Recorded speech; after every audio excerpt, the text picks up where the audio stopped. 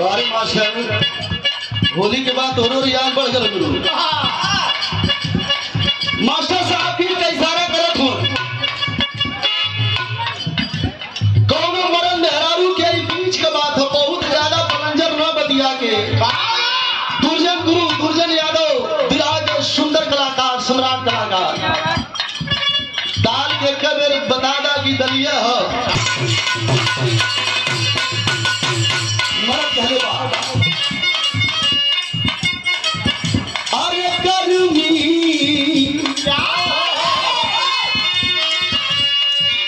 अरे गर्मी के दिन में लड़ाई करेलू ठंडा के चढ़ते चढ़ाई करेलू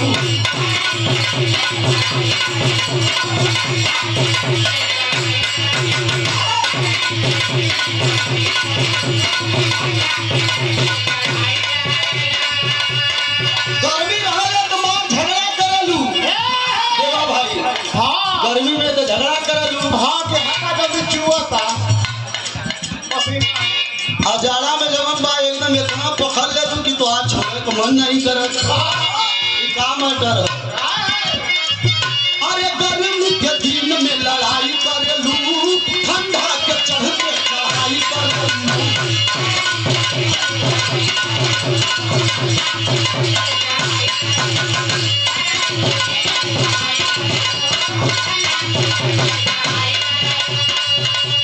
अरे बारी परेशान करी तोरा व्यवहार से तोरा व्यवहार से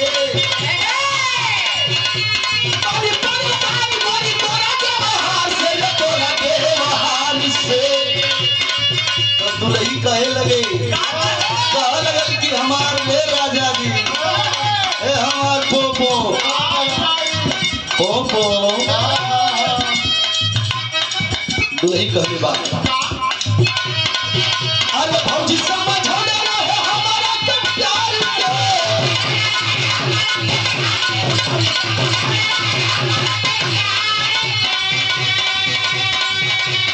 अरे भौजी समझो ले रहे हमारा के प्यार से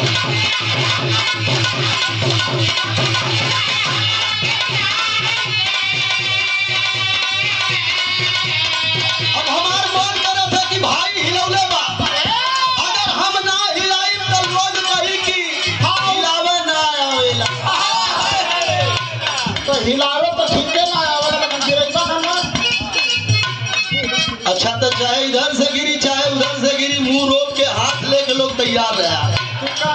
ए भैया भैया भैया ऐसा हटा देवा भाई की देखा थी एनर्जी मिलती है ऐसा ए मदद हमरे नियर रहा तू नहीं तनी भाई नियर प्यारी रहा अरे मतलब ई जोड़ा बैठला भगवान श्री कृष्ण जी से लेके भगवान श्री कृष्ण जी सावर रहा राधिका जी वो अभी बात भाई पर लागू ना होता है अभी है अब हमर जा चूना खाए वाला आदमी थोड़ी है हमर जा दही वही खाए वाला तो आप लोगों का मन है कि भाई हिलौले हुआ थोड़ा बहुत हम हिला दे मन है ना भाई अरे भौजी समझो ले रहे हमारा के प्यार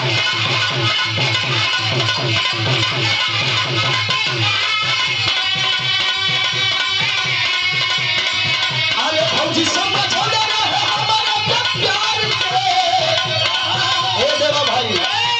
अरे जाला में न झगड़ा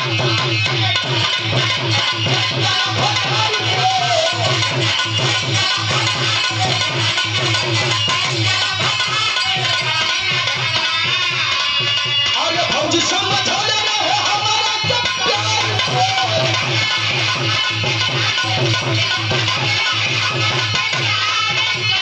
भैया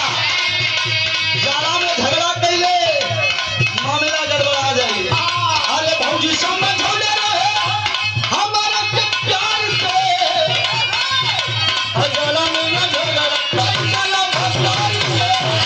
हाँ